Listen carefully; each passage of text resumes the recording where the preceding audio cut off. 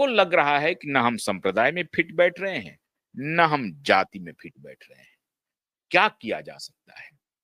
Corruption का उनका ढकोसला फुस हो गया, झूठा साबित हो गया और वो इस देश के झूठे, मक्कार, झूठ बोलने वाले एक ऐसे नेता के रूप में स्टैब्लिश हो गए हैं कि जो कोई भी अब अरविंद केजरीवाल का चेहरा देखता है, मुस्कुरा देता है। अगर वो जोर-जोर से कुछ नीति की बात, नैतिकता की बात वो बोलते हैं, तो लोग मुस्कुरा देते हैं। ये स्थिति हो गई है अरविंद केजरीवाल की। दुर्गति हुई इस बार दिल्ली चुनाव में और पंजाब भी पता नहीं क्या स्थिति होगी, कहना मुश्किल है। लेकिन अभी वो गुजरात घूम दौड़ फिर के जा रहे हैं क्योंकि गुजरात में 4-5 एमएलए उनके आ गए थे। अभी उन्होंने कहा कि हम बिहार में भी चुनाव लड़ेंगे, तो घोषणा कर दी लेकिन बात बनी नहीं। उनको लग रहा है कि भैया ना हम वहाँ 3 में हैं, ना 13 में हैं।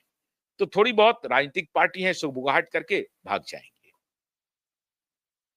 अरविंद केजरीवाल की मित्रों जो शुरुआत हुई थी, वो दिल्ली में एक 98 इयर्स के शर्मा जी को तलाशे थे, जिन्होंने उनको ये ओम्बुड्समैन के बारे में बताया था, लोकपाल के बारे में। और लोकपाल को उन्होंने अपने राजनीति का सीढ़ी बनाया और लोकपाल की सीढ़ी पर चढ़ के वो सत्ता में पहुंच गए, राजनीतिक पार्टी बना ली, सत्ता में पहुंच गए।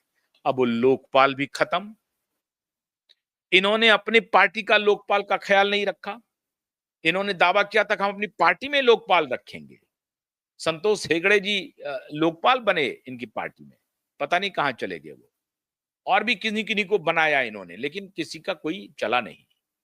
सबको लात, जूते, गाली, गलौज करके जो भी इनके साथ आए थे नेता, लात भी खानी पड़ी, जूता भी खाना पड़ा, गाली भी सुननी पड़ी, घूसा भी खाना पड़ा और सबको इन्होंने अपनी पार्टी से बाहर निकाला। अब जो इनकी पार्टी में लोग हैं, वो इनके साइकोफेंट हैं। इनकी चमचागिरी जितनी देर तक करते रहेंगे, वो आम आदमी पार्टी में रहेंगे। जिस दिन वो चमचागिरी छोड़ देंगे, वो बाहर चले जाएंगे। हैरानी की बात यह है मित्रों कि ये लुकआउट इनका चलते रहता है। कहां कौन सा ठिया पकड़ा जाए, कौन सा अड्डा पकड़ा जाए, जहां हमको बैठने की जगह मिल जाए और जहां से कुछ हम नया खेल शुरू करें। बैठ तो सकते नहीं है, खुराफाती दिमाग है, इनकम टैक्स में रहे हुए हैं, तो कैलकुलेशन इनके दिमाग में हमेशा चलते रहता है। मित्रों, बहुत अंदरूनी खबर मैं आपको बता रहा हूं। जिस दिन से ये थोड़ा थोड़ा इनको फिलर मिला कि जगदीप धनखड़ साहब आजकल नाराज चल रहे हैं, इन्होंने कोई वक्त नहीं लगा और कहा जा रहा है कि इन्होंने कोई प्रस्ताव धनखड़ साहब को दिया कि सत्यपाल मलिक जी तो अस्वस्थ हो गए हैं, आप किसान के बड़ा चेहरा चेहरा हो सकते हैं। अब चौधरी चरण सिंह की तरह कोई नहीं है। चौधरी चरण सिंह का जो बेटा है जयंत, उन्होंने तो सरेंडर कर दिया है। मुलायम सिंह का बेटा वो अलग राजनीति में लगा हुआ है, वो भी हिंदू मुसलमान और इसी के चक्कर में है और पीडीए चला रहा है, जात और संप्रदाय दोनों का क्लब करके चला रहा है। तो किसान का कोई नेता नहीं। आप अगर किसान का नेतृत्व अपने हाथ में ले लें, तो हमारी पूरी पार्टी आपके पास खड़ी हो जाएगी। कांग्रेस पर भरोसा नहीं हुआ धनखड़ को। कांग्रेसी जानते हैं धनखड़ को, भाजपाई भी जानते हैं, जनता दल वाले भी जान गए हैं। तो अब इनको लगा कि अच्छा ये नया खिलाड़ी मार्केट, तो नए खिलाड़ी के साथ हम कुछ रास्ता बना सकते हैं और नई खिलाड़ी ने प्रलोभन और प्रपोजल दोनों दे दिया। प्रपोजल ऐसा था जो प्रलोभन था। इनको लगा कि 3 साल उपराष्ट्रपति का हो गया, मुझे राष्ट्रपति तो ये बनाएंगे नहीं किसी भी सूरत में और ऊपर से मेरी तकरार भी चल रही है, मेरे संबंध भी ठीक नहीं है। तो ये मेरे स्कीम में फिट बैठ रहा है। जो केजरीवाल लेके आ रहे हैं प्रस्ताव, वो मुझे ठीक बैठ रहा है। अगर मैंने इस्तीफा दिया, तो कौन-सा घर ढूँढूँगा, जहाँ मेरी बड़ी खातिरदारी होगी और मेरी मेरी पूछ होती रहेगी। 2, 3, 4 साल भी 5 साल भी पूछ हो गई तो हम 76 के 75 के 76 के होने वाले 75 के हैं। 5 साल और हमारी सक्रिय राजनीति है, थोड़ा आज़मा लेते हैं क्या होगा? नहीं होगा तो इन्हीं की पार्टी से किसी को राज्यसभा हटवा करके हम राज्यसभा चले जाएंगे, राज्यसभा के सदस्य तो बने ही रहेंगे। और वैसे भी उपराष्ट्रपति से जब हटेंगे तो हमको सरकारी सेवा मिलती रहेगी, जो लाभ है सरकार का वो मिलता रहेगा, बंगला मिलेगा, गाड़ी मिलेगी, स्टाफ मिलेंगे, वो सब मिलते रहेंगे और जब तक हम जिंदा हैं तब तक मिलेगा, ये इनको मालूम था।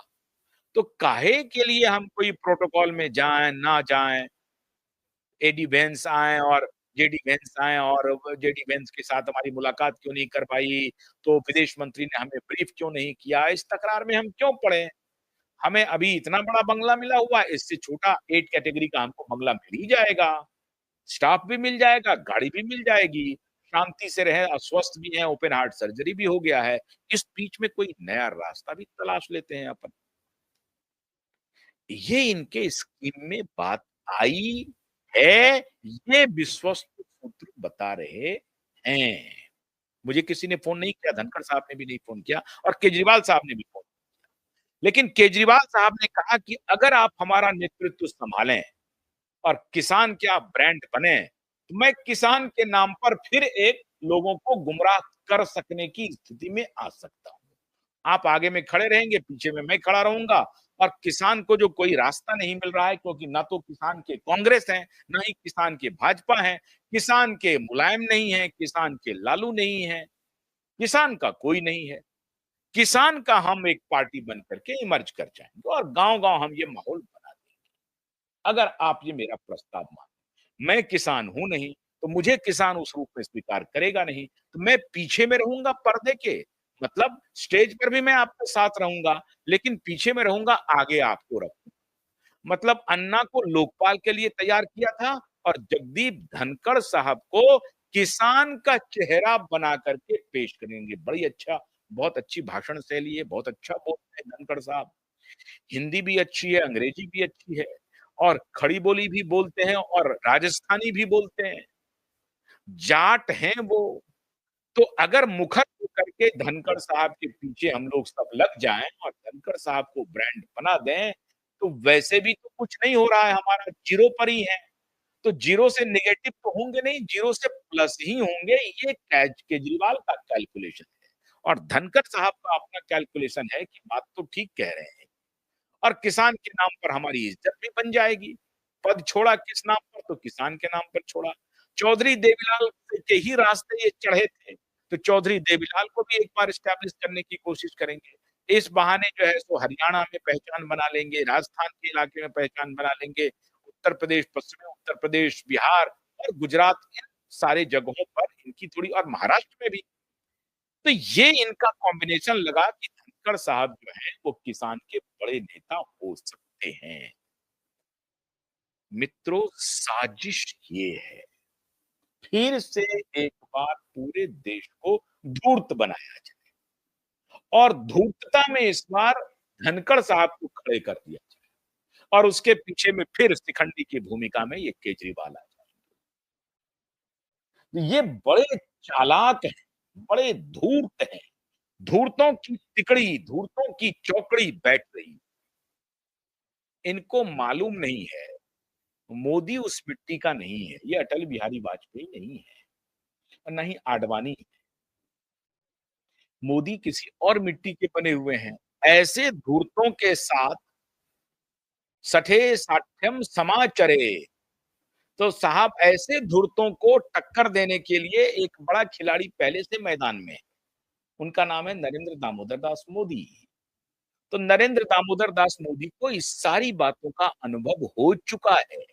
पता चल चुका है कि खेल क्या चल रहा है और इस खेल को ये आगे बढ़ा सकते हैं। आज तक आपने ये एनालिसिस अभी तक धनखड़ के इस्तीफे के बाद किसी टेलीविज़न चैनल पर कहीं भी आपने नहीं देखा होगा। खेल असल में ये है मित्र और ये बात बहुत कम लोगों को मालूम है कि ये जो मुलाकात हुई है, ये अनायास नहीं हुई है। इस मुलाकात के बहुत सारे मायने हैं और कांग्रेस को भी सतर्क रहना चाहिए। भाजपा तो सतर्क है ही, कांग्रेस वाले भी सतर्क हो जाएँ। ये बड़े चालाक हैं केजरीवाल। ये भारतीय राजनीति में जिस क्या-क्या प्रयोग करेंगे अभी कहना मुश्किल है। तो सारे लोग सतर्क रहें। ये फिर से धूर्त बनाएँगे, किसान के नाम पर बनाएँगे और किसान भाई भी सतर्क रहें कि आपके जीवन को उठाने के लिए ये तो कभी भी आपका साथ नहीं देंगे।